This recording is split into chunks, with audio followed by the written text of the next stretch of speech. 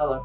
So, this week's frequently asked question about skills is, what is your top advice for research? So, let's get into it. So our first tip is to use Library Plus. So you want to go to the library homepage. Now click on Find Subject Information. Head to the left and click on Library Plus. Now enter your search term either using the basic search or using the advanced search.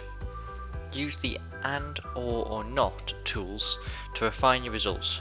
Use the plus or minus tool to add further columns to refine your results. Use the drop down box on the right to choose where you are searching for each individual term. Once you've finished refining, hit search. Use the refine results tool to further narrow down the amount of results. Once you've narrowed down your results, click on an article and click the Get Full Text button. Choose one of the options available to find the journal.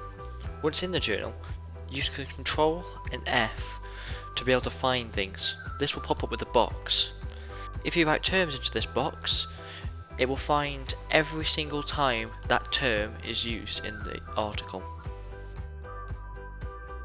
Use synonyms to ensure that you don't miss when an author uses a different word for the same meaning. So those are just a few of our top tips for research.